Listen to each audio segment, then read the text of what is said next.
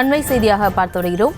தொகுதி மறுசீரமைப்பு குறித்து மத்திய அரசு தெளிவாக விளக்க வேண்டும் என்று கனிமொழி எம்பி வலியுறுத்தியிருக்கிறார். அது தொடர்பான அண்மை செய்தியை பார்த்து வருகிறோம். விவரங்களோடு இணைகிறார் செய்தியாளர் வெங்கட்ரமணன். வெங்கட்ரமணன், வணக்கம். விவரங்களை வழங்கலாம்.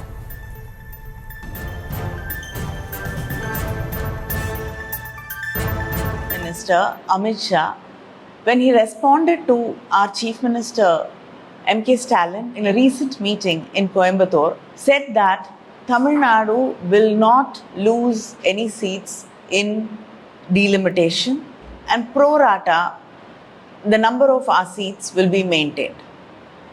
Even the BJP leaders in Tamil Nadu are not able to explain what pro rata means, and they have said very clearly that only the union government can explain it. Our Chief Minister M.K. Stalin has raised a very important concern about delimitation and on what basis it will be done. It is very important for Tamil Nadu and the southern states to know on what basis the delimitation will be done. Because if it is going to be based on population, then Tamil Nadu stands to lose at least 10 seats. And so does many other southern states and other states of India which have controlled its population effectively. Whereas states which have not bothered to control the population and whose population has increased. தொகுதி மறுசீரமைப்பு குறித்து மத்திய அரசு தெளிவான விளக்கம் அளிக்க வேண்டும் என்று கனிமொழி எம்பி வலியுறுத்தியிருக்கிறார். அது தொடர்பான மேல் விவரங்களோடு இணைகிறார் செய்தியாளர் வெங்கட்ரமணன். வெங்கட்ரமணன், வணக்கம். விவரங்களை வழங்கலாம். வணக்கம். மக்களவை தொகுதி மறுவரையில் தொடர்பாக திமுக நாடாளுமன்ற குழு தலைவர் கனிமொழி எம்பி அவர்கள் கேள்விகளை எழுப்பியிருக்கிறார்.